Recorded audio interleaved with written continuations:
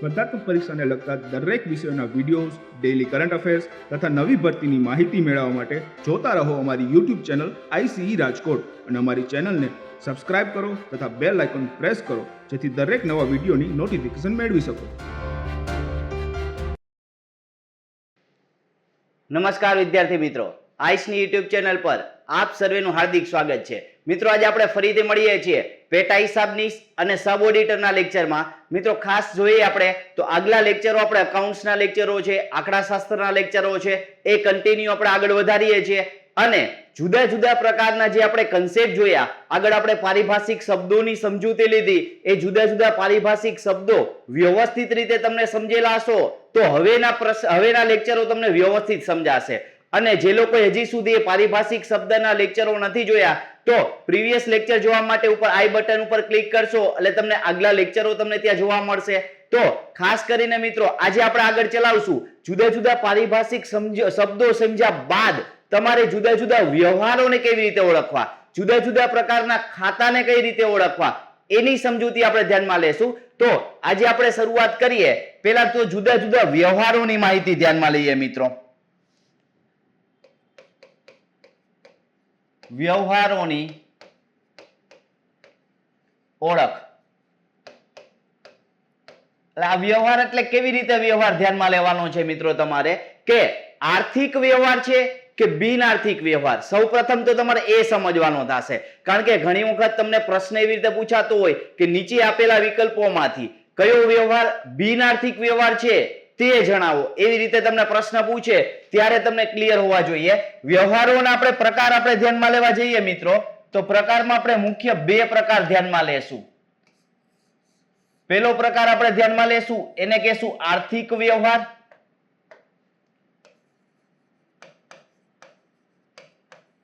અને બીજો પ્રકાર ધ્યાનમાં લેશું એને આપણે કહી દઈશું બિન આર્થિક વ્યવહાર.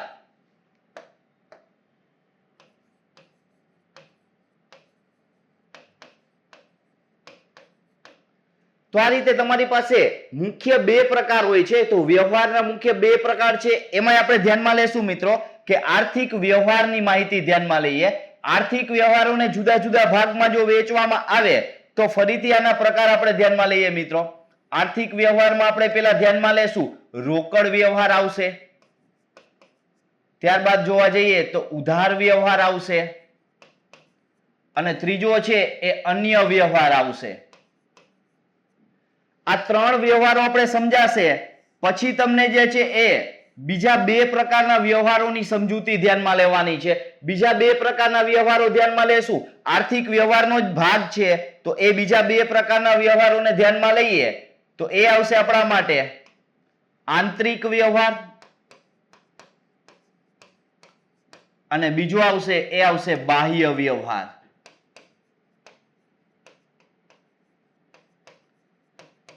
આ રીતે તમે જોવા જાશો તો આંતરિક અને બાહ્ય આ બંને પણ કેના પ્રકારો છે તો કે આર્થિકના જ પ્રકારો છે. તો હવે તમે જોઈ શકો છો કુલ કેટલા 1 2 3 4 અને 5 પ્રકારના વ્યવહારો આપણે ધ્યાનમાં લેવાના થશે. અને આર્થિક વ્યવહારોની જો મિત્રો વાત કરવામાં આવે તો આ યાદ રાખવાનું થશે કે આની ચોપડે નોંધ થશે, ચોપડે નોંધાશે. એટલા માટે આ પાંચે પાંચ પ્રકારના વ્યવહારો આપણે વ્યવસ્થિત સમજવાના છે. જ્યારે બિન આર્થિક વ્યવહારની મિત્રો વાત કરવામાં આવે તો ચોપડે નોંધાશે નહીં.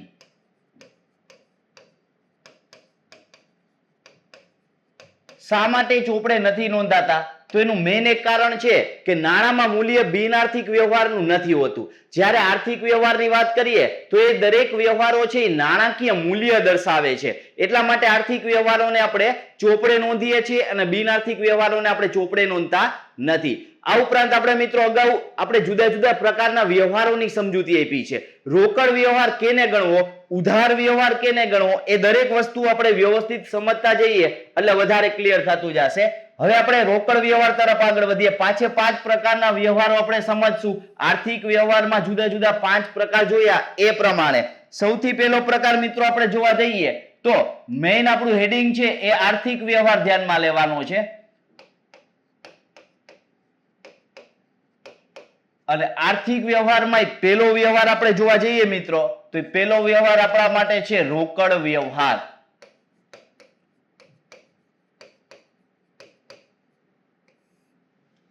હવે રોકડ વ્યવહાર એટલે શું મિત્રો? તો રોકડ વ્યવહાર તમારે એટલું ધ્યાનમાં લેવાનું છે કે ઓળખવો કઈ રીતે? તો એના જુદા જુદા પ્રકારના જે છે એ નિયમો છે. સૌથી પહેલા એ નિયમો સમજાવીએ. રોકડ વ્યવહાર ઓળખવાના નિયમ. ઓળખવો કઈ રીતે?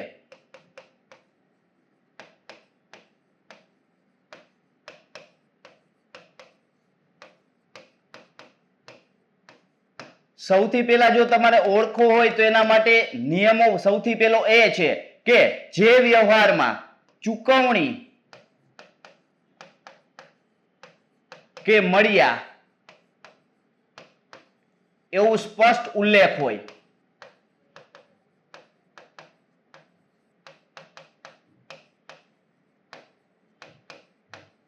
તો એ આપણા માટે કેવો વ્યવહાર થઈ જશે? રોકડ વ્યવહાર થઈ જશે. બીજી બાબત ધ્યાનમાં લઈએ તો વ્યવહારમાં રોકડ કે બેંક શબ્દનો ઉલ્લેખ કરેલો હોય.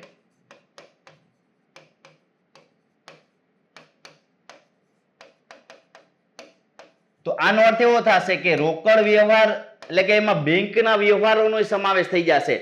ઘણી વખત તમને એવું થશે કે કોઈ રકમ ચેકથી ચૂકવવામાં આવે, કોઈ રકમ ચેકથી મળતી હોય, તો આ દરેકનો આપણે સમાવેશ કેમાં કરીએ છીએ? તો કે દરેકનો સમાવેશ આપણે રોકડ વ્યવહારમાં, એટલે બેંક સાથે જોડાયેલા જેટલા વ્યવહારો છે મિત્રો એ દરેક વ્યવહારો આપણે શેમાં ધ્યાનમાં લેવાના છે? રોકડમાં. એટલે બેંક હોય, ચેક હોય, એવા શબ્દ હોય એને આપણે કન્વર્ટ કરવાના છે રોકડ શબ્દમાં, એને ધ્યાનમાં લેવાના થશે. ત્યારબાદ આપણે ત્રીજી બાબતની વાત કરીએ મિત્રો, તો જ્યારે વ્યવહારમાં વ્યક્તિનું નામ એટલે કે વ્યક્તિના નામની સાથે રોકડ શબ્દનો ઉલ્લેખ હોય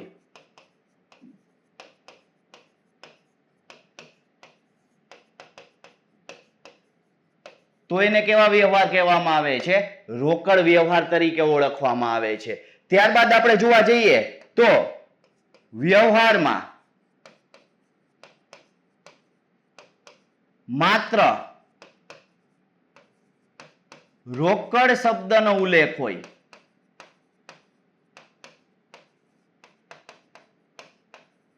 તો એને પણ આપણે રોકડ વ્યવહાર કહીએ છીએ. ત્યારબાદ આપણે જોવા જઈએ મિત્રો કે વ્યવહારમાં વ્યક્તિ કે રોકડ અથવા તો બેંક શબ્દનો ઉલ્લેખ ન હોય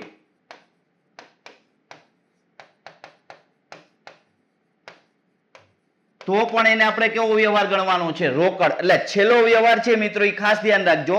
આ વ્યવહારમાં એવું કહે છે કે વ્યક્તિનું નામ ન હોય, રોકડ કે બેંક શબ્દનો ઉલ્લેખ ન હોય તો પણ આપણે કેવો વ્યવહાર સમજવાનો છે? રોકડ વ્યવહાર સમજવાનો છે. તો આના આધારે આપણે એટલું નક્કી કરી શકીએ છીએ કે રોકડ વ્યવહાર કેને કહેવો. આ રોકડ વ્યવહાર નક્કી કરવાના નિયમો હતા. તો જુદા જુદા આપણી પાસે 5 જે આપણી પાસે નિયમો છે એના આધારે આપણે નક્કી કરી શકશું કે આ વ્યવહાર કેવો છે?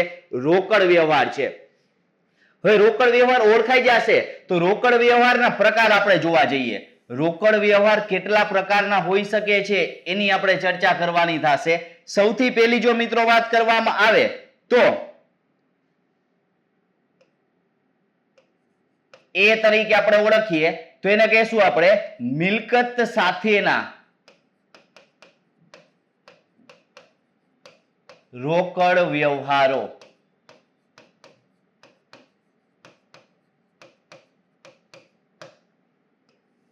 મિલકત સાથેના રોકડ વ્યવહારો એટલે શું? તો કે જે વ્યવહારથી મિલકતની ખરીદી થાય અથવા તો મિલકત વેચવામાં આવે પણ એ વ્યવહારને કારણે કાં તો રોકડ મળે ને કાં તો રોકડ ચૂકવવાની થાય. તો આવા સંજોગોમાં આ વ્યવહાર મિલકતનો છે પણ સાથે સાથે કેવો વ્યવહાર કહેવામાં આવે છે? રોકડ વ્યવહાર તરીકે ઓળખવામાં આવે છે. તો તમારે આમાં એટલું ધ્યાનમાં રાખવાનું થશે કે મિલકત ખરીદી વખતે નાણાં ચૂકવાય અથવા વેચાણ વખતે નાણાં મળે તો એ આપણા માટે કેવો વ્યવહાર થઈ જશે? મિલકત સાથેનો રોકડ વ્યવહાર થઈ જશે. ઉદાહરણની મિત્રો આપણે વાત કરીએ તો એક એક્ઝામ્પલ આપણે લખી શકીએ છીએ.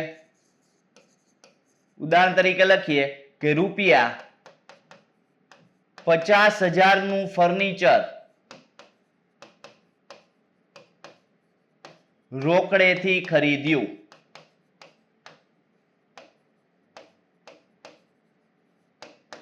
તો મિત્રો ખાસ યાદ રાખજો કે જ્યાં સુધી તમને થિયરિકલ વસ્તુ નહીં સમજાય ત્યાં સુધી આવા પ્રશ્નો તમે સોલ્વ કરવા બહુ મુશ્કેલ થશે. એટલા માટે સૌથી પહેલા કે જે આપણે નિયમ ક્લિયર હોય, આગળ આપણે પારિભાષિક શબ્દો તો ઓળખી લીધા, પણ આપણે નિયમ ક્લિયર હોય તો જ આ બધી વસ્તુ આપણે ક્લિયર કરી શકીએ છીએ. હવે આપણે જોવા જઈએ કે 50,000 નું ફર્નિચર રોકડેથી ખરીદ્યું. તો આગળ આપણે હમણાં નિયમ જોયા હતા. નિયમ પ્રમાણે આપણે જોવા જઈએ તો એ શબ્દ કયો ઉપયોગ થયેલો છે? રોકડ શબ્દનો ઉપયોગ થયેલો છે. એટલા માટે આ વ્યવહાર આપણે કેવો વ્યવહાર ગણી શકીએ છીએ? રોકડ વ્યવહાર તરીકે આપણે આને ઓળખી શકીએ છીએ. તો રોકડ વ્યવહાર તરીકે એટલા માટે આપણે ઓળખીએ છીએ કે રોકડ શબ્દનો ઉલ્લેખ છે. તો આપણે પહેલી બાબત આપણે ધ્યાનમાં લીધી મિત્રો કે પહેલી બાબતમાં શું ધ્યાનમાં લીધું કે કેની સાથેના રોકડ વ્યવહારો છે? તો કે મિલકત સાથેના જે રોકડ વ્યવહાર હોય એની આપણે ચર્ચા અહીંયા કરવામાં આવેલી છે. તો કે મિલકત સાથેના રોકડ વ્યવહાર ક્યારે થશે એનું ઉદાહરણથી પણ આપણે વ્યવસ્થિત સમજ શક્તિથી ધ્યાનમાં લીધું છે. હવે આપણે બીજા નંબર બી ની વાત કરીએ તો આપણે એમ કહી શકીએ છીએ માલ સાથેના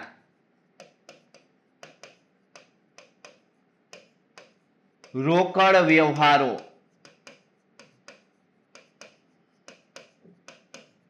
તો મિત્રો ખાસ યાદ રાખજો, માલ સાથેના જો રોકડ વ્યવહાર ધ્યાનમાં લાવે તો પેલા માલ સામાનનો અર્થ એટલે શું? તો કે ધંધા દ્વારા જે ચીજ વસ્તુઓનું વેપાર કરવામાં આવતો હોય એ દરેક ચીજ વસ્તુઓ દરેક ધંધા માટે માલ સામાન ગણવામાં આવે છે. તો માલ સામાન સાથેના વ્યવહારોની જો આપણે વાત કરવી હોય તો સૌથી પહેલા આપણે એની ધ્યાનમાં લઈએ કે માલ સામાનની ખરીદી કરવામાં આવે, એટલે કે માલ સામાનની ખરીદી વખતે નાણાં ચૂકવવામાં આવે,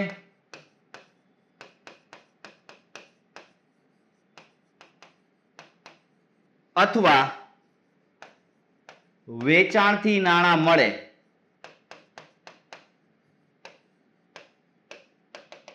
તો એને આપણે એમ કહી શકીએ છીએ કે એ માલસામાન સાથેના આપણા રોકડ વ્યવહારની વિગત છે એવું કહી શકીએ છીએ. હવે આનું એક એક્ઝામ્પલ ધ્યાનમાં લેવું હોય મિત્રો તો એક્ઝામ્પલ આપણે ધ્યાનમાં લઈએ.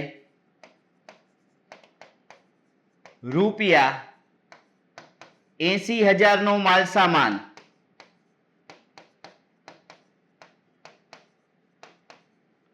ખરીદ્યો. હવે જો એ નિયમ પ્રમાણે મિત્રો જોવા જઈએ તો આ વાક્યમાં નથી વ્યક્તિનું નામ કે નથી રોકડ શબ્દનો ઉલ્લેખ, એટલા માટે આપણે આને કહી શકીએ છીએ રોકડ વ્યવહાર. કારણ કે આપણે એક નિયમ પ્રમાણે જોયું, એના નિયમો હમણાં આપણે આગળ જોયા. એ નિયમોમાં એવું કીધું કે જ્યારે આટલી બાબત હોય કે વ્યક્તિનું નામની સાથે રોકડ શબ્દ હોય, ખાલી રોકડ શબ્દ હોય, ખાલી ચેક શબ્દ હોય, અથવા વ્યક્તિનું નામ કે રોકડ એકેય શબ્દ ન હોય, અથવા તો સ્પષ્ટ ઉલ્લેખ હોય કે ચૂકવ્યા કે મળ્યા, તો આવા સંજોગોમાં આવા દરેક વ્યવહારો રોકડ વ્યવહાર કહેવાય છે એવું આપણે ધ્યાનમાં લીધું. તો આને આપણે કેવો વ્યવહાર ગણી શકીએ મિત્રો? રોકડ વ્યવહાર ગણી શકીએ છીએ એવો આપણે ઉલ્લેખ આપણે અહીંયા ધ્યાનમાં લઈ શકીએ. તો બીજા બાબતની વાત થશે. ત્રીજી વિગતની જો વાત કરવામાં આવે મિત્રો તો ત્રીજી વિગત આપણે ધ્યાનમાં લેવામાં આવે છે સેવા સાથેના રોકડ વ્યવહારો.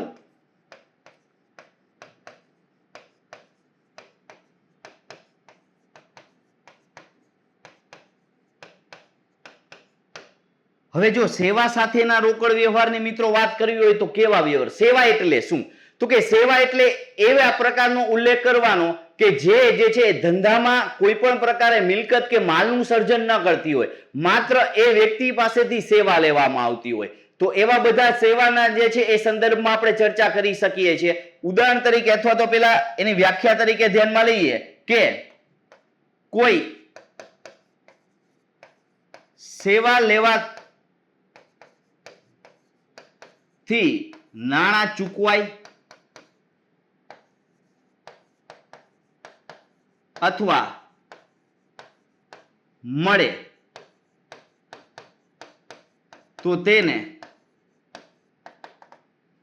સેવા સાથેના રોકડ વ્યવહાર કહેવાય. એક્ઝામ્પલ તરીકે ઉદાહરણ તરીકે એમાં ધ્યાનમાં લઈએ મિત્રો રૂપિયા 15,000 કર્મચારીને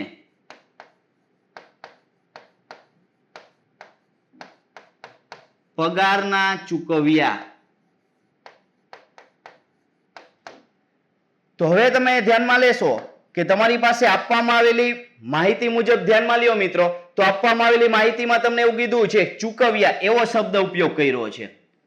જો ચૂકવ્યા શબ્દ ઉપયોગ કરેલો હોય તો એના માટે આપણે એમ કહી શકીએ છીએ કે આ રોકડ વ્યવહારમાં સમાવેશ થશે. ભલે એ કર્મચારી એવો શબ્દ ઉલ્લેખ કરેલો છે પણ કર્મચારીની સાથે એવો સ્પષ્ટ ઉલ્લેખ છે ચૂકવણીનો, એટલા માટે આપણે આ વ્યવહાર થશે રોકડ વ્યવહાર. પણ આ વ્યવહારને આપણે કહી શકીએ છીએ એ સેવા સાથેનો રોકડ વ્યવહાર, કારણ કે ધંધા દ્વારા એ કર્મચારીની સેવા લેવામાં આવેલી છે, એટલે એ સેવાના બદલામાં એને જે છે એ મહેનતાણું આપવાનું હોય તો એ આપણા માટે શું થઈ જશે? સેવા રોકડમાં ચૂકવેલી છે એની સાથેનો વ્યવહાર છે. તો કે મિલકત સાથેના રોકડ વ્યવહાર જોયા, માલ સામાન સાથેના રોકડ વ્યવહાર જોયા અને સેવા સાથેના રોકડ વ્યવહાર. તો તમને પ્રશ્ન મિત્રો પૂછી શકે છે કે નીચે આપેલા વિકલ્પોમાંથી કયો વિકલ્પ મિલકત સાથેનો રોકડ વ્યવહાર દર્શાવે છે? તો તમારે એટલું ધ્યાનમાં લેવાનું, મિલકતની ખરીદી કે વેચાણનો વ્યવહાર હોવો જોઈએ. જો માલ સામાનનો પ્રશ્ન એવો આવે કે નીચે આપેલા વિકલ્પોમાંથી કયો વિકલ્પ માલ સામાન સાથેના રોકડ વ્યવહારનો દર્શાવે છે, તો આપણે એનો અર્થ એવો કે માલ સામાનની ખરીદી કે વેચાણનો આપણી પાસે કોઈ સ્પષ્ટ ઉલ્લેખ હોય એવો વ્યવહાર આપણા માટે માલ સામાન સાથેનો રોકડ વ્યવહાર.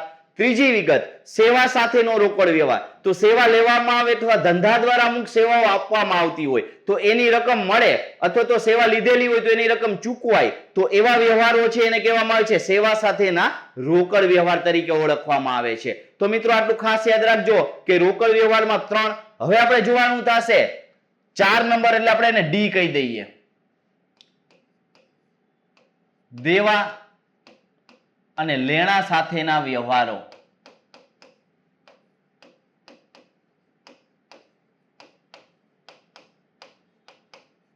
એના રોકડ વ્યવહારોની ચર્ચા કરવાની થશે.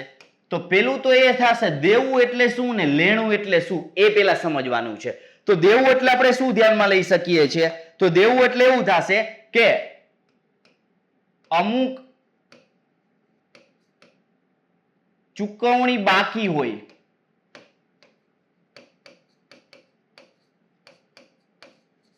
હવે ચૂકવણી ગમે તેની હોઈ શકે. તમે જોવા જાવશો તો કે તમે મિલકત ખરીદી કરેલી હોય, શાક પર મિલકત ખરીદી કરેલી હોય, પણ એના નાણાં અત્યારે ચૂકવવામાં આવે તો એ ચૂકવણીનો વ્યવહાર થયો ને એ રોકડ વ્યવહાર. સમજો મિત્રો ખાસ કે જ્યારે ભૂતકાળમાં કોઈ મિલકત ખરીદેલી છે કે ભૂતકાળમાં કોઈ માલ સામાન ખરીદેલો છે અથવા ભૂતકાળમાં કોઈ સેવા લીધેલી છે, પણ એના નાણાં ભૂતકાળમાં નથી ચૂકવવામાં આવ્યા, અત્યારે ચૂકવવામાં આવે છે, તો કે અત્યારનો જે વ્યવહાર છે એ ચૂકવણીનો વ્યવહાર છે. એટલા માટે અત્યારનો વ્યવહાર એ રોકડ વ્યવહાર કહેવાશે, ભલે ભૂતકાળમાં એ શાક પરનો વ્યવહાર હોય. તો આવા બાબતો તમારે ધ્યાનમાં લેવાની થશે કે અમુક ચૂકવવાના બાકી હોય, એટલે કે ભૂતકાળની કોઈ મિલકત હોય, માલ સામાન હોય કે સેવાનો કોઈ પણ બાબત ચૂકવવાની બાકી હોય અને વર્તમાનમાં ચૂકવાય,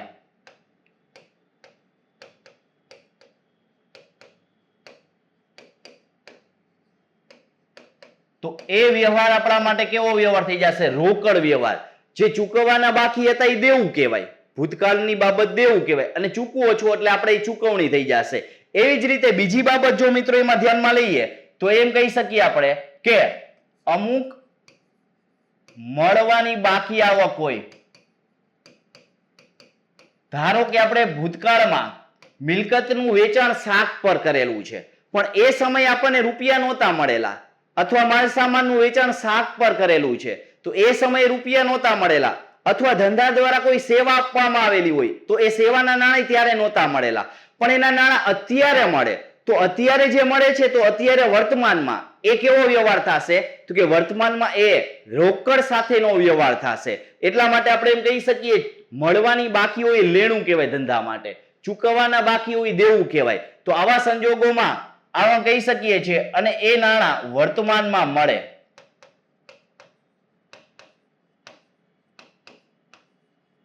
તો એને આપણે કહી શકીએ છીએ કેવો વ્યવહાર? લેણા અને દેવા સાથેનો રોકડ વ્યવહાર કહી શકીએ છીએ. ઉદાહરણ તરીકે આમાં ધ્યાનમાં લેવું હોય તો રૂપિયા 50,000ની મિલકત ગયા વર્ષે શાક પર રમેશને વેચી હતી, તેના નાણાં હાલમાં આજ રોજ મળ્યા, તો આપણે એમ કહી શકીએ છીએ એ આપણા માટે શું થઈ ગયો?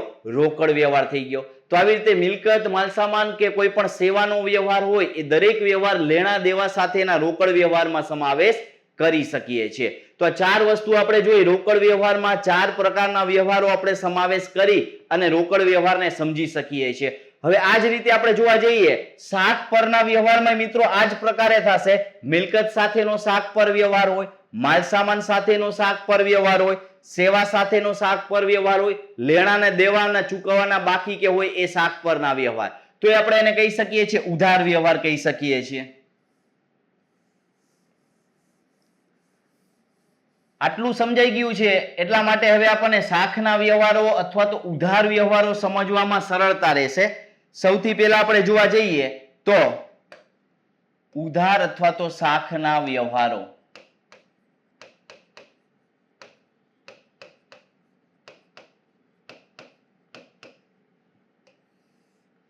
સૌથી પહેલા આ વસ્તુને ઓળખવી કઈ રીતે મિત્રો? ઉધાર વ્યવહાર હોય કે શાખનો વ્યવહાર હોય એને ઓળખવા કઈ રીતે એ પહેલા ધ્યાનમાં લેશું.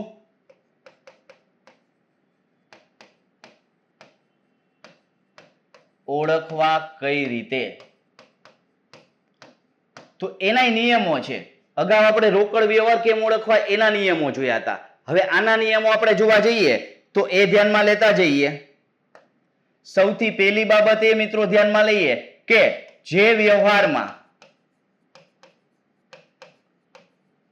ફક્ત, યાદ રાખજો મિત્રો, માત્ર અથવા ફક્ત વ્યક્તિનું નામ જ આપેલું હોય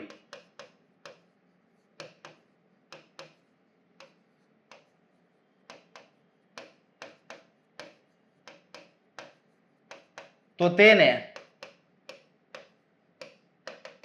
શાખનો વ્યવહાર છે એવું કહી શકીએ છીએ.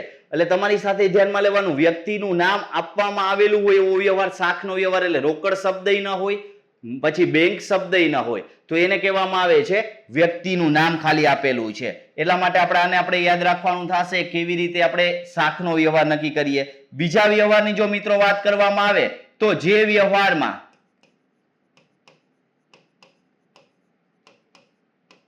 શાખ શબ્દનો ઉલ્લેખ કરવામાં આવેલો હોય,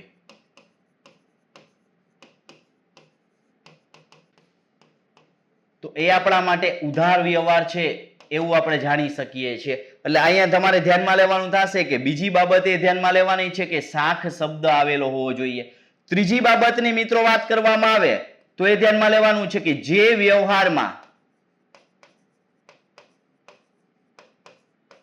ચૂકવણી અથવા મળવાની રકમ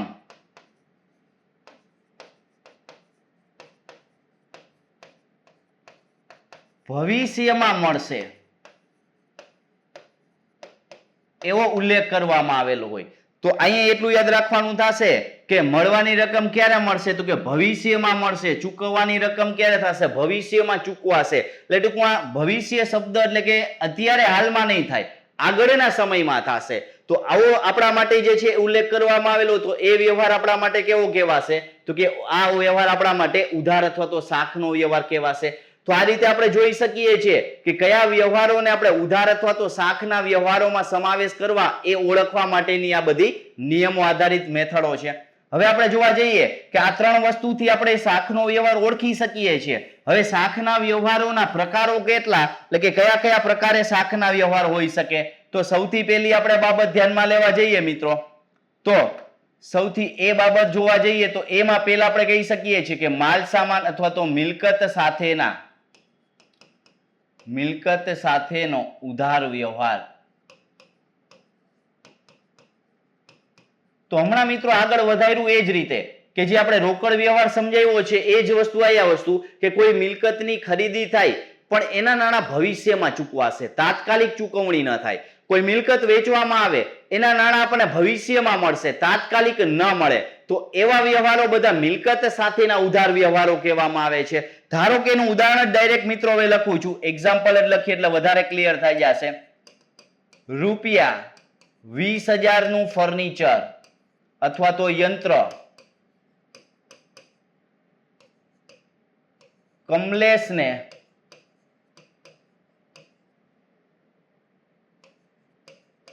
વેચ્યું. તો હમણાં તમને ઓળખવાનો નિયમ સમજાવ્યો મિત્રો. તો આ તમારે રોકડ વ્યવહાર છે કે ઉધાર વ્યવહાર નક્કી કરવા માટે જુઓ તો આમાં માત્ર તમને શું આપવામાં આવેલું છે તો કે ખાલી માત્ર વ્યક્તિનું નામ જ આપેલું છે. આ શું કહેવાય? વ્યક્તિનું નામ. વ્યક્તિનું નામ આપેલું છે, રોકડ શબ્દ નથી, એટલે આપણા માટે આ કેવો વ્યવહાર થઈ જશે? ઉધાર વ્યવહાર થઈ જશે. તો આ મિલકત સાથેનો ઉધાર વ્યવહાર છે એવું આપણે ગણી શકીએ છીએ. હવે આપણે બીજું આપણે ધ્યાનમાં લેવા જઈએ તો માલ સામાન સાથેનો ઉધાર વ્યવહાર, એને આપણે ધ્યાનમાં લઈએ.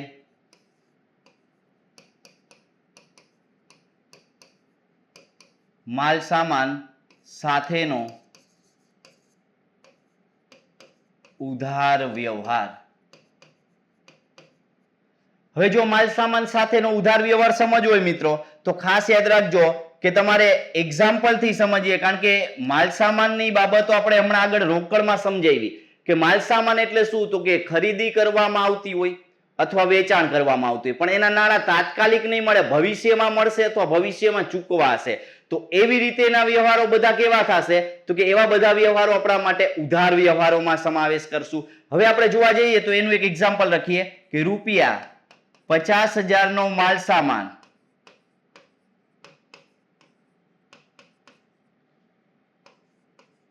વિજયને શાખ પર વેચ્યો. તો અહીંયા સ્પષ્ટ શબ્દ તમને ઉલ્લેખ કરવામાં આવેલો છે કે શાખ પર, એટલે કે શાખ શબ્દ જો તમારી પાસે આવી જતો હોય તો એ તમારા માટે કેવો વ્યવહાર થઈ જશે તો કે એ આપણા માટે થઈ જશે ઉધાર વ્યવહાર થઈ જશે. એ રીતે આપણે ધ્યાનમાં લઈ શકીએ છીએ. ત્રીજો આપણે સી ટાઈપનો પ્રકાર આપણે ધ્યાનમાં લઈએ, સેવા સાથેના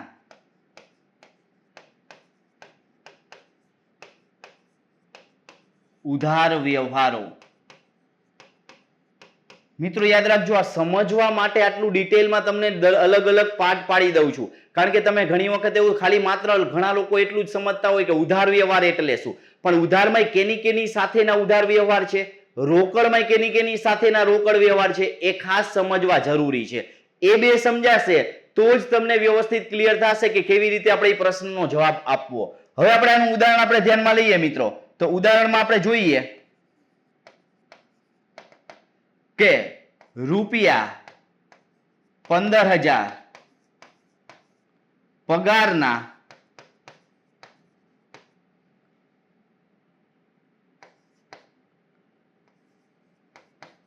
કમલેશને ચૂકવવાના બાકી છે. તો આનો અર્થ એવો થયો કે આપણે ચૂકવવાના બાકી છે 15,000 રૂપિયા. તો 15,000 રૂપિયા ચૂકવવાના બાકી હોય તો આપણે એમ કહી શકીએ છીએ ચૂકવવાના બાકી એ આપણા માટે શું થશે? ભવિષ્યમાં રકમ ચૂકવવાની છે. તો આનો અર્થ એવો થશે કે આ વ્યવહાર કેવો થઈ જશે? ઉધાર વ્યવહાર થઈ જશે.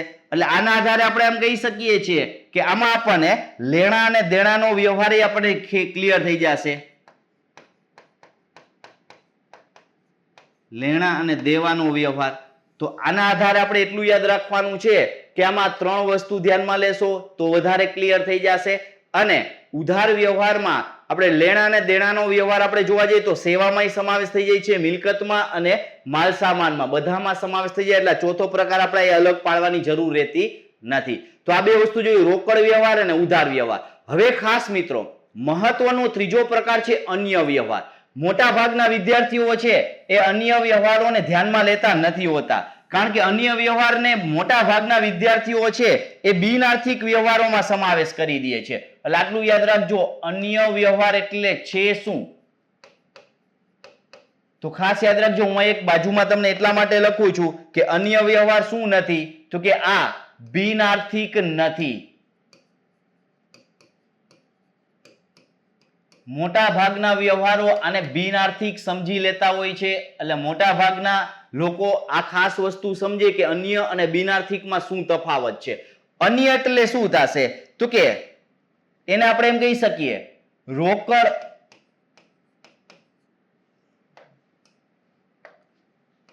કે શાખના વ્યવહાર સિવાયનો, એના સિવાયનો જે વ્યવહાર હોય એને આપણે કહી શકીએ છીએ અન્ય વ્યવહાર. એક એક્ઝામ્પલ થી આપણે જોવા જઈએ તો એક્ઝામ્પલ થી વધારે આપણને સમજાશે તો એક્ઝામ્પલ ધ્યાનમાં લઈએ, અથવા તો આપણે એમ કહી શકીએ છીએ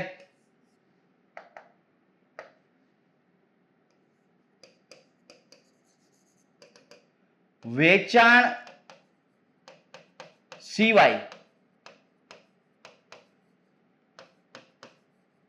ગયેલ માલ સામાન.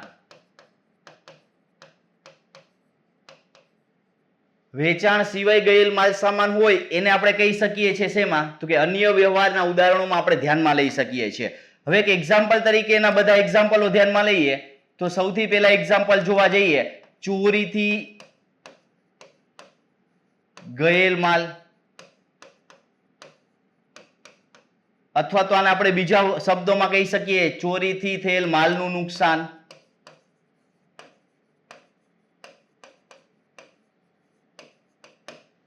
તો આવા ઘણા બધા આપણે ધ્યાનમાં લેવાના થશે કે કેવા કેવા શબ્દો આવશે. પછી દાનમાં આપેલ માલ,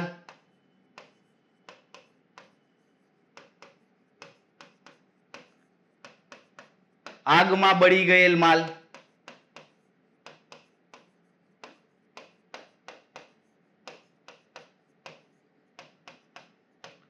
અકસ્માતમાં નાશ પામેલ માલ,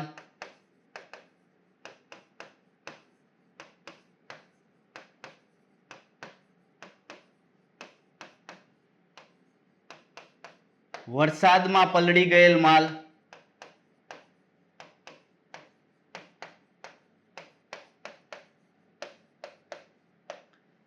તો આવી રીતે અન્ય વગેરે આપણે ધ્યાનમાં લઈ શકીએ કે અન્ય રીતે ને આ બધાને અન્ય રીતે માલસામાન તરીકે ઓળખી શકીએ છીએ. તો મોટા ભાગના વિદ્યાર્થીઓ આ કન્ફ્યુઝન પોઈન્ટ હતો.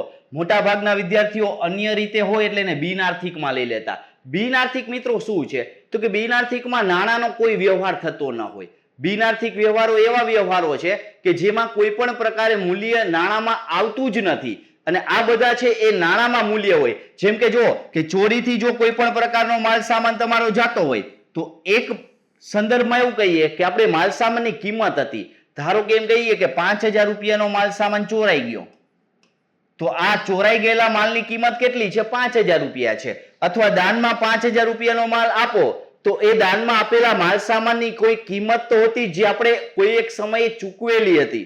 તો એટલા માટે એને કહી શકીએ છીએ આપણે એ આર્થિક વ્યવહારો કહેશું. બિનઆર્થિક વ્યવહારો આપણા છે ને એવું જ સમજવાનું છે, કારણ કે મોટા ભાગના કન્ફ્યુઝન પોઈન્ટમાં આવશે અન્ય વ્યવહારની સાથે બિનઆર્થિક વ્યવહારમાં. એટલા માટે જ વારે વારે ઉલ્લેખ અહીંયા કરું છું, કારણ કે આ તમને અલગ પડે અને સમજાય. કારણ કે આ વસ્તુ સમજાશે તો તમને ઓપ્શનમાં આપેલા વ્યવહારો તમને કીધા હોય કે નીચેનામાંથી કયો વ્યવહાર છે એ આર્થિક છે કે બિનઆર્થિક, એ નક્કી કરો ત્યારે તમને સમજાઈ જશે. હવે આપણે આની સાથે મિત્રો બિનઆર્થિક વ્યવહારની સમજૂતી લઈએ. તો હવે બિનઆર્થિક વ્યવહાર એટલે કેવા વ્યવહાર થશે એની આપણે વાત કરીએ.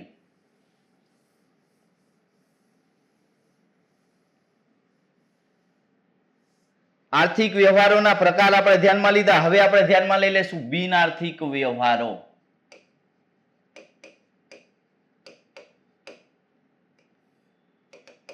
હવે બિનઆર્થિકની જો વાત કરીએ તો એમાં એની વ્યાખ્યા જ આપણે ધ્યાનમાં લઈ લઈએ, કારણ કે એના અલગ અલગ પ્રકારને ધ્યાનમાં લેવાની જરૂર જ નથી, અલગ પ્રકાર જ નથી એમાં. બિનઆર્થિક એટલે કે જે વ્યવહારનું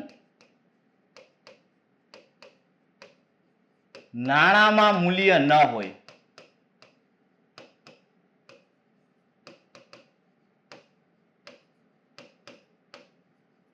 તે દરેક વ્યવહાર આપણા માટે શું થઈ જશે? બિનઆર્થિક વ્યવહાર થઈ જશે. ત્યારબાદ આપણે જોવા જઈએ બીજો પોઈન્ટ એ ધ્યાનમાં લઈએ કે બિનઆર્થિક વ્યવહારો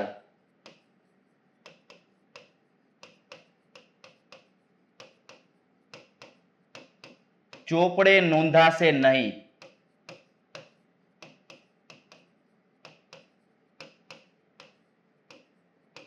આની નોંધ ચોપડામાં એટલા માટે નથી થતી કારણ કે એનું નાણાંમાં મૂલ્ય નથી હોતું એટલે. ત્યારબાદ આપણે જોવા જઈએ એના એક્ઝામ્પલોની વાત કરીએ. ઉદાહરણ તરીકે આપણે કયા કયા વ્યવહારો છે બિનઆર્થિકમાં ધ્યાનમાં લેવાના થશે. તો હવે બિનઆર્થિકનો વ્યવહાર આપણે જોવા જઈએ તો એમ કહી શકીએ છીએ કે જેનું નાણાંમાં મૂલ્ય નથી આવતું અને જે ચોપડે એટલા માટે નોંધવામાં નથી આવતા. આપણે એમ કહી શકીએ છીએ રૂપિયા 50,000 ના માલ સામાનનો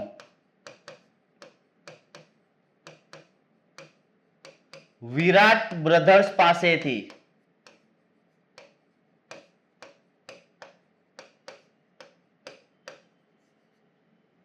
ઓર્ડર મળ્યો.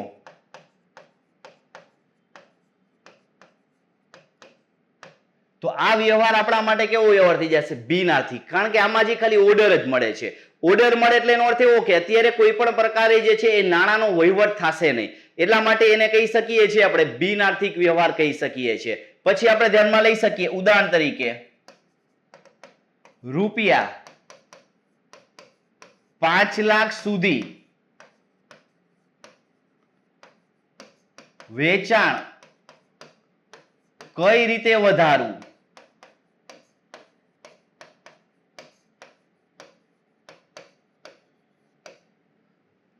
તેના માટે મેનેજર સાથે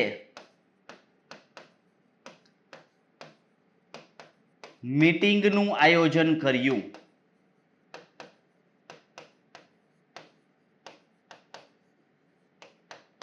તો આ ઉદાહરણે મિત્રો એવું કહી શકીએ છીએ કે બિનઆર્થિક. મોટા ભાગના વિદ્યાર્થીઓ શું સમજે કે જ્યારે પ્રશ્ન વાંચતા હોય ત્યારે તમને રૂપિયા જોવે મોટા ભાગના વિદ્યાર્થીઓ અને સાથે સાથે શબ્દ જોવે વેચાણ. આ બે વસ્તુ જો કોઈ પણ વિદ્યાર્થી જોઈ લે એટલે એમ વિચારે કે આ વેચાણનો વ્યવહાર છે. પણ એટલું સમજજો મિત્રો કે એવું નથી કહેતા કે વેચાણ કર્યું છે. એમ કહે છે કે વેચાણ વધારવું છે તો વધારવા માટેના ઉપાયો શું? એના માટેની એક મીટિંગનું આયોજન કરેલું છે. આગળ તમે જોયું કે તમારી પાસે 50,000 રૂપિયાની વાત કરવામાં આવેલી છે, માલ સામાનની વાત કરવામાં આવેલી છે અને કોઈ વ્યક્તિની એટલે કે વિરાટ બ્રધર્સ આપણા માટે કૃત્રિમ વ્યક્તિ છે એની વાત કરવામાં આવેલી છે. તો અહીંયા ઘણી વખત એવું થતું હોય કે આવા શબ્દો તમે જોતા હોય તો તમે એવું સમજતા હોય કે આ વ્યવહારની નોંધ આપણે કરી શકીએ. પણ ખાસ યાદ રાખજો કે નોંધ એટલા માટે નથી થતી કારણ કે આ બંનેમાં નાણાંનું ક્યાંય મૂલ્ય આપણને જોવા નથી મળતું. એટલા માટે આપણે એને કહી શકીએ છીએ કેવા વ્યવહાર છે? બિનઆર્થિક વ્યવહારો છે એવો આપણે ઉલ્લેખ કરી શકીએ છીએ. તો હવે મિત્રો તમને ક્લિયર થઈ ગયું આર્થિક વ્યવહાર કેને કહેવા અને બિનઆર્થિક વ્યવહાર કેને કહેવા. આર્થિક વ્યવહારમાં આપણે જોયું સૌથી પહેલા આપણે જોયું રોકડ વ્યવહાર ધ્યાનમાં લીધો, ઉધાર વ્યવહાર ધ્યાનમાં લીધો, પછી આપણે ત્રીજો વ્યવહાર ધ્યાનમાં લીધો અન્ય પ્રકારનો. અન્ય પ્રકારનો જોયો કોઈ પણ રીતે માલ સામાન ગયેલો હોય, આગથી માલ સામાન નાશ પામેલો હોય, વરસાદમાં પલળી ગયેલો હોય, ખાસ નમૂના તરીકે માલ આપેલો હોય તો પણ એ અન્ય પ્રકારનો છે, બિનઆર્થિક નથી. કારણ કે તમે નમૂના તરીકે કોઈ માલ આપો, જેમ કે એમ કે 2000 રૂપિયાનો માલ સામાન નમૂના તરીકે આપ્યો, તો જે માલ સામાન આપણે નમૂનામાં આપીએ છીએ એ આપણે એ વ્યક્તિને ફ્રી આપીએ છીએ. પણ તમે એ માલ સામાન ધંધાએ ક્યાંયથી ખરીદો હોય ત્યારે તો એની રકમ ચૂકવી જશે. એટલા માટે એમ કહી શકીએ છીએ કે કોઈ પણ સંજોગોમાં કોઈ પણ સમયે નાણાંમાં એનો વ્યવહાર થયેલો હતો. એટલા માટે એ બધા વ્યવહારોને આર્થિકમાં લઈએ છીએ. જ્યારે આમાં આપણે બિનઆર્થિકમાં એવા જ વ્યવહારો લીધા નાણાંમાં મૂલ્ય ન હોય તેવા વ્યવહારો. હવે આપણે જોવા જઈએ આર્થિકના બીજા બે પ્રકારની આપણે ચર્ચા કરીએ મિત્રો. કારણ કે આર્થિકમાં બીજા બે પ્રકાર આંતરિક અને બાહ્ય એવો આપણે શબ્દ ઉલ્લેખ કરેલો હતો. વ્યવહાર છે આપણી પાસે આર્થિક વ્યવહાર. હવે આર્થિક વ્યવહારની વાત કરીએ એમાં આપણે જોવા જઈએ તો ચોથો પ્રકાર આપણે ધ્યાનમાં લઈ શકીએ છીએ નંબર 4 આંતરિક વ્યવહાર.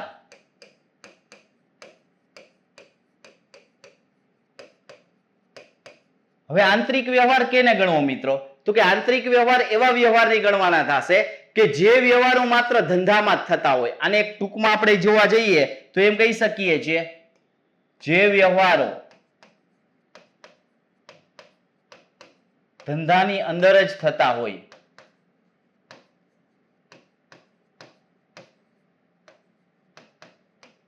બીજા શબ્દોમાં આપણે કહી શકીએ છીએ કે અન્ય કોઈ પક્ષકાર સાથે ન થાય, પક્ષકાર સાથે વ્યવહાર ન થાય.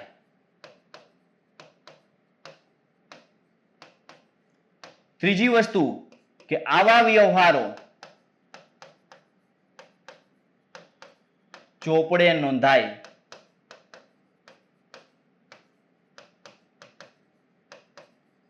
તો ખાસ યાદ રાખજો કે અમુક વ્યવહારો છે એ તમારે ધ્યાનમાં લેવાના થશે કે આંતરિક કેને કહેવા. અને ખાસ યાદ રાખજો કે આ વ્યવહારને આપણે એમ કહી શકીએ છીએ બિન રોકડ વ્યવહાર.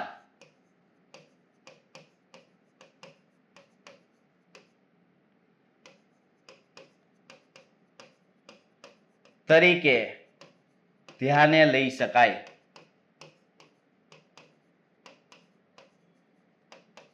તો આ વસ્તુને ખાસ અલગથી તમારે ધ્યાનમાં લેવાની છે, આંતરિક વ્યવહાર કેને કેવો. હવે મિત્રો આંતરિક વ્યવહારના જો ઉદાહરણોની વાત કરવામાં આવે તો ઉદાહરણ આપણે ધ્યાનમાં લઈએ આંતરિક વ્યવહારના. એક્ઝામ્પલ, ધારો કે મિલકત પર ઘસારો.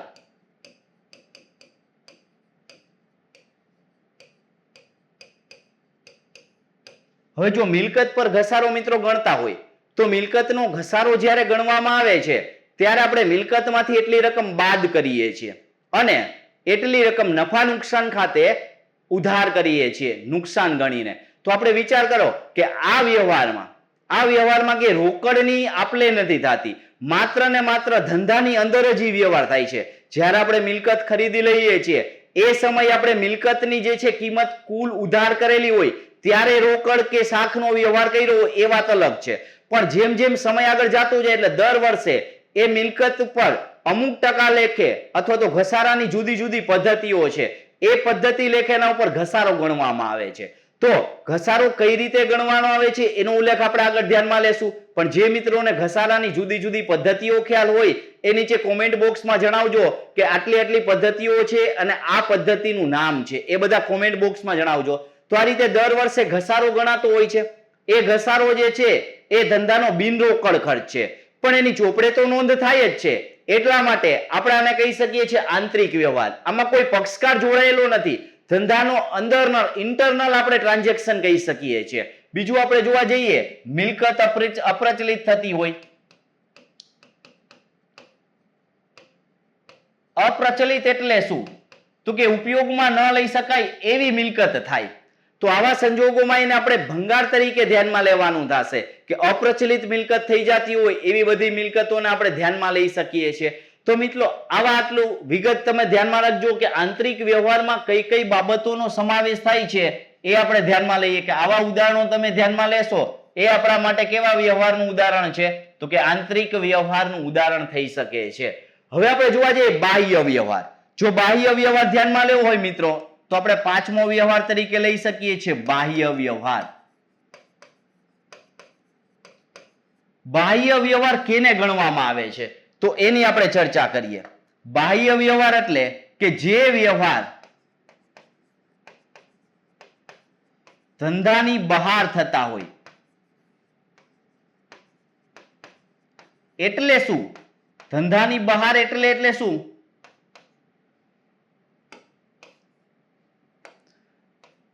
તો ધંધાની બહાર એટલે શું કે જે વ્યવહાર અન્ય પક્ષકાર સાથે થતા હોય.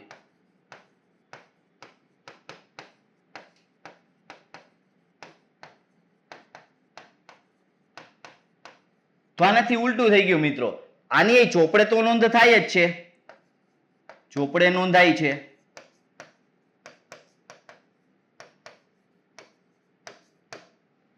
અને ખાસ તરીકે આપણે જોવાનું થશે કે આ બધા વ્યવહારો રોકડે હોઈ શકે છે, શાખ પર હોઈ શકે છે, અન્ય પ્રકારના હોઈ શકે છે.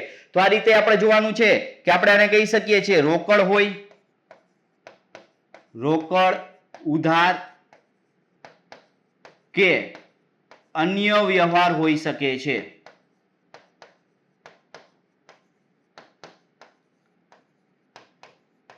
હવે મિત્રો આ તમને ક્લિયર થઈ જવું જોઈએ. જ્યારે હું શબ્દ તમને ઉપયોગ કરું કે રોકડ શબ્દ જ્યારે ઉપયોગ કરવામાં આવે તો તમને હવે ખબર પડી જવું જોઈએ કે રોકડ વ્યવહાર કેને ગણવો, એના નિયમો સમજાવ્યા, ઉદાહરણ સમજાવ્યા, કેની સાથેના વ્યવહારો છે એ સમજાવ્યા. ત્યારબાદ આપણે જોવા જઈએ કે ઉધાર વ્યવહાર શબ્દ આવે તો એ ક્લિયર થઈ જવો જોઈએ.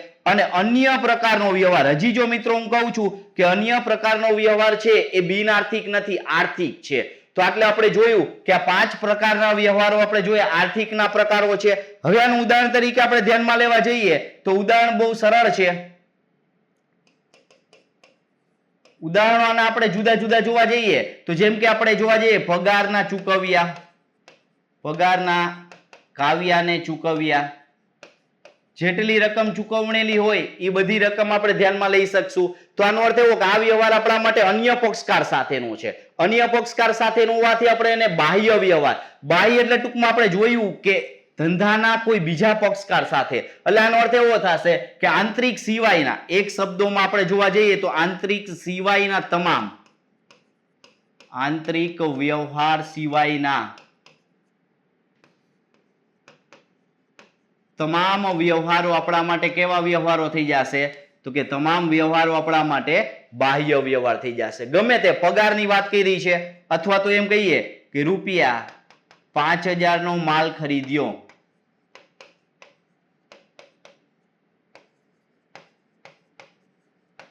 અથવા એમ કહી શકીએ છે રૂપિયા 50000 નું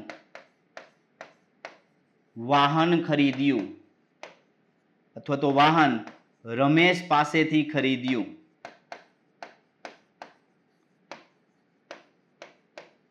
તો મિત્રો અહીંયા જુઓ, આ બધા વ્યવહારોમાં કેવા આવી શકે છે? રોકડ વ્યવહારે આવી શકે, ઉધાર વ્યવહારે આવી શકે છે, અને અન્ય વ્યવહારો આવી શકે. એટલે આ બધા વ્યવહારો આપણા માટે એ બાહ્ય વ્યવહારો છે. એટલે ખરેખર આમ જોવા જઈએ તો બાહ્ય વ્યવહાર છે એમાં કેનો સમાવેશ થઈ જાય? રોકડ વ્યવહારે થઈ જાય, ઉધાર વ્યવહારે થઈ જાય, અન્ય વ્યવહારે થઈ જાય. અને આંતરિક વ્યવહારમાં બિન રોકડ જેટલા બધા વ્યવહારો આપણા થતા હોય એ વ્યવહારોનો સમાવેશ આપણે ધંધાની ઇન્ટરનલ વ્યવહારમાં આપણે ધ્યાનમાં લઈ શકીએ છીએ. તો આ વાત હતી મિત્રો વ્યવહારોના પ્રકારો, વ્યવહારોને ઓળખવા. મોટા ભાગના વ્યવહારો કેટલા ખબર હોય કે આર્થિક એટલે શું, બિન આર્થિક એટલે શું એટલી ખબર હોય, પણ એમાંય તમે જોયું રોકડ વ્યવહાર જોયો, ઉધાર વ્યવહાર, અન્ય વ્યવહાર, આંતરિક વ્યવહાર અને બાહ્ય વ્યવહાર. આ 5 પ્રકારના વ્યવહારો સમજાય તો તમને વ્યવસ્થિત ક્લિયર થતું જશે. તો મિત્રો આશા રાખું છું કે દરેક વ્યક્તિને આ બધી વસ્તુ વ્યવસ્થિત ક્લિયર થઈ ગઈ હશે. કારણ કે આપણે આ વ્યવહાર સમજાશે તો તમને જુદા જુદા પ્રકારના જુદા જુદા પ્રશ્નો પૂછવામાં આવે તો એ તમને ક્લિયર હશે. હવે વાત કરીએ મિત્રો આગળ. જે આ જુદા જુદા 5 પ્રશ્નો તમને આપવામાં આવેલા છે, તો આ 5 પ્રશ્નોમાં તમારે શું કરવાનું છે? તો કે વ્યવહારોને ઓળખવાના છે. આ વ્યવહારો જુદા જુદા કયા છે? પછી આમાં તમે જોઈ શકો છો કે 5 પ્રકાર ભણાવ્યા આપણે. રોકડ વ્યવહાર જુઓ, ઉધાર વ્યવહાર જુઓ, અન્ય પ્રકારનો વ્યવહાર. પેલા આપણે જોવાનું, સૌથી પહેલા તમે જવાબ આપતા હોય ત્યારે જવાબ આપવા માટે તમારે આટલું જોવાનું. સૌથી પહેલા એ વ્યવહાર કયો છે? તો કે પેલું સ્ટેપ જોવાનું, આર્થિક છે કે બિન આર્થિક.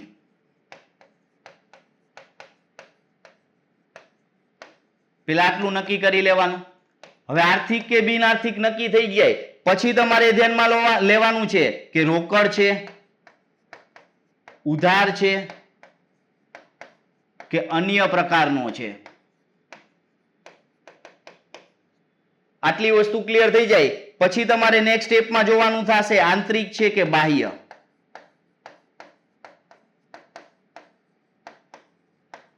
પણ મિત્રો તમારે અત્યારે ખાલી આ ત્રીજો સ્ટેપ આપણે જવાબમાં નથી આપવાનું, પેલા 2 સ્ટેપ જ.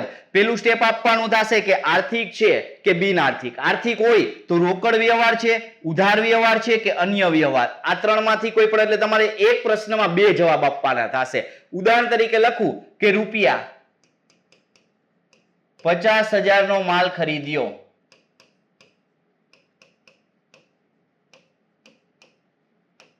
જો આ વ્યવહારનો મારે જવાબ આપવો હોય મિત્રો તો હું આનો જવાબ આ રીતે આપી શકું કે આ વ્યવહાર આપણા માટે કેવો વ્યવહાર છે? તો પહેલા તો હું એને કહી દઈશ આર્થિક વ્યવહાર છે.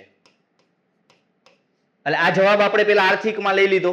હવે આર્થિકમાં મેં ક્લિયર કર્યું કે આમાં ચોક્કસ ઉલ્લેખ કરેલો છે ખરીદીનો. શું કરેલું છે? ખરીદીનો. એ ઉપરાંત વ્યક્તિનું નામ આપવામાં આવેલું નથી કે રોકડ શબ્દ નથી, તો છતાંય આપણે એને કેવો વ્યવહાર ગણશું? રોકડ વ્યવહાર ગણવાનો થશે. એટલે આપણે એમ કહી શકીએ છીએ કે આ વ્યવહાર આર્થિક અને રોકડ એમ કહી શકીએ છીએ, આર્થિક છે અને રોકડ. તો આ રીતે દરેક વ્યવહાર 5 વ્યવહાર તમારે નીચે કોમેન્ટ બોક્સમાં જણાવવાના છે કે કઈ રીતે જે છે એ દરેક વ્યવહારનો ઉલ્લેખ કરવો. તો ખાસ યાદ રાખજો કે 5 વ્યવહાર આપ્યા છે. આગળના પ્રશ્નો, આગળના કન્સેપ્ટ વ્યવસ્થિત સમજેલા હશે પછી આ પ્રશ્નોના જવાબ આપશો તો 100% દરેક વ્યક્તિનો જવાબ સાચો આવશે અને આ કન્સેપ્ટ સમજાઈ જશે. તો આગળના સ્ટેપ આપણે ધ્યાનમાં લેવાના છે. ખાતાના પ્રકારો આપણે હજી ભણશું. આમ નોંધ તરીકે આપણે જુદા જુદા પ્રશ્નો આવતા હોય તો આમ નોંધના પ્રશ્નો કેમ આવશે, જુદા જુદા હવાલાના પ્રશ્નો કેમ આવશે, એ બધું વસ્તુ આ બધા બેઝ ઉપર જ આધારિત છે. તો આ સમજાશે તો જ આગળના પ્રશ્નો તમને મિત્રો સમજાશે. તો આશા રાખું છું દરેક વ્યક્તિને આ જે છે કન્સેપ્ટ સમજાઈ ગયા હશે અને આ વિડીયો ખાસ તમારા મિત્રો સુધી પહોંચાડજો જેથી કરીને દરેક વ્યક્તિ આ કન્સેપ્ટ સમજીને દરેક પ્રશ્નના જવાબ આપી શકે. અને વિડીયો ગમ્યો હોય તો લાઈક કરજો, સાથે સાથે અમારી YouTube ચેનલને સબસ્ક્રાઇબ કરજો જેથી કરીને આવા દરેક નવા વિડીયો મળી રહે અને દરેક નવા વિડીયોમાં તમે નવા કન્સેપ્ટ સમજી શકો. તો ફરીથી મળશું મિત્રો આપણે નવા લેક્ચરમાં નવા કન્સેપ્ટ સાથે. ત્યાં સુધી બધાને જય હિન્દ, જય ભારત.